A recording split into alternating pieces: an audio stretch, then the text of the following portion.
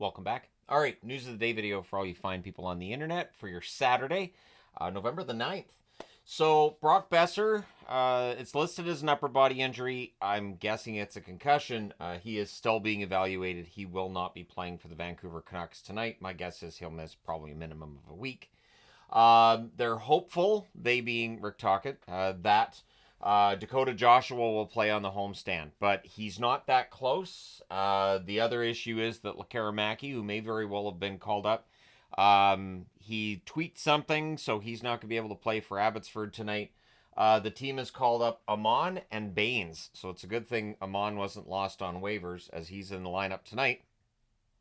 He and Baines on the fourth line, it looks like, with Ratu for tonight's game against Edmonton. So it'll be interesting to see how that line performs.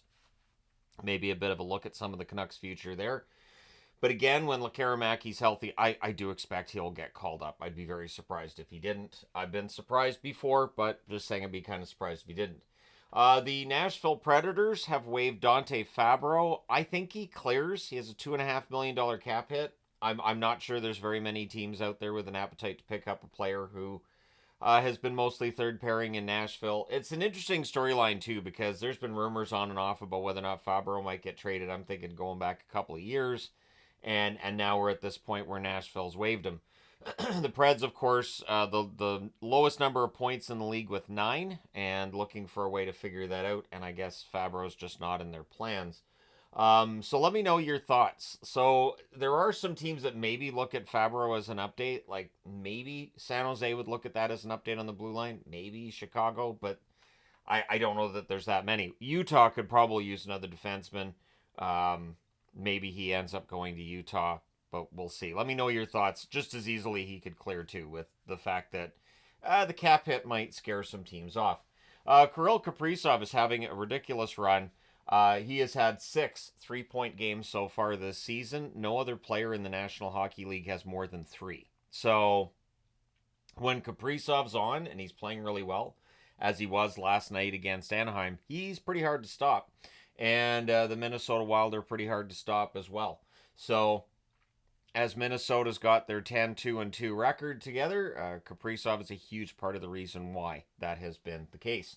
Austin Matthews spotted skating today. Apparently skated for 25 minutes. Didn't have any kind of discomfort, anything like that. So Matthews is trending towards a return. Since they just put him on IR, he only misses a week of time from when they put him on IR, and you can always make that retroactive to a previous date. So I don't think Matthews is going to be out for that long, and I think Toronto will be fine. I think their depth is underrated. I think they'll be okay. Tristan Jarry has been recalled from a conditioning stint for the Pittsburgh Penguins. So Pittsburgh, of course, a team that are teetering on the verge of I'm not going to say a lost season, but because I think that's overstating it. But they cannot afford to lose very many more games or fall much further out of the playoffs. And I'm not sure when Jarry gets back into the net either. That being said, I don't think they'll carry 3 goaltenders either. So Jarry doesn't have trade value. Bloomquist is their best goaltender. And if you move Nedeljkovic, and then if Bloomquist was to say get hurt, what then? So Pittsburgh's in a really unenviable position here. Bloomquist, I would imagine you don't need waivers to send him down. But again, he's been your best goaltender. So what do you do if you're the Pittsburgh Penguins? They're in a very interesting and not enviable position with their goaltending at this stage of the season.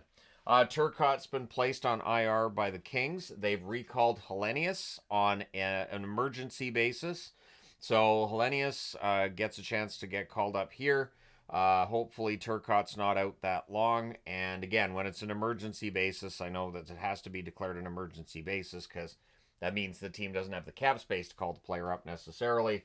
And so there's a limit on how long Hellenius can stay up. So we'll see what happens with the Kings and with Turcotte. Hopefully he's not out for that long because while he hasn't produced a ton of points, I think Turcotte's been good for the Kings this year.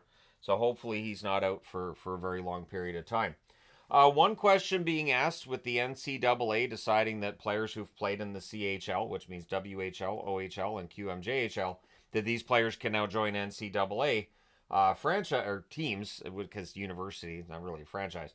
But will the CHL try to prevent players from leaving to go to the NCAA? So you have contracts at the CHL level, the same as you do elsewhere. And the CHL has always been very protective of star players in their league.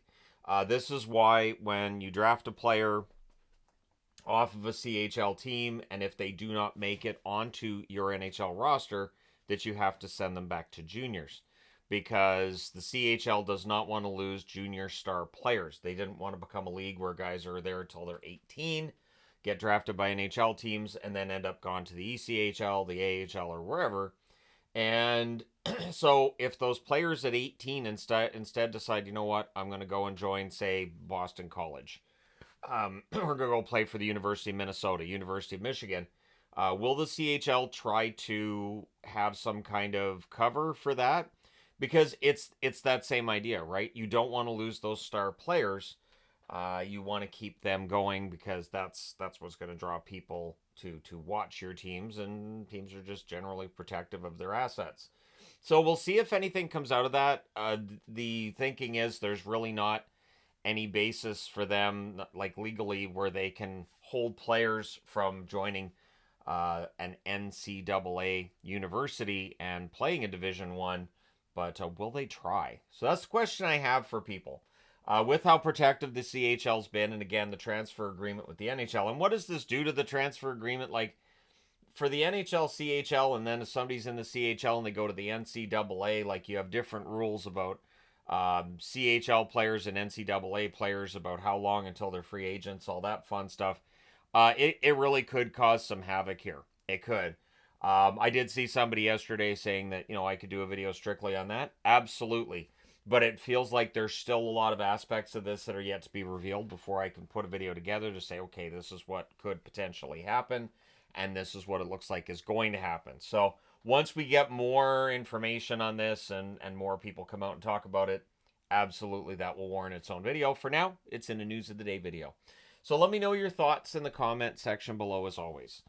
Don't forget to hit like and subscribe in the event you may not have done so already. Thank you guys so much for all your support as always. It is greatly appreciated. I will talk to you again soon.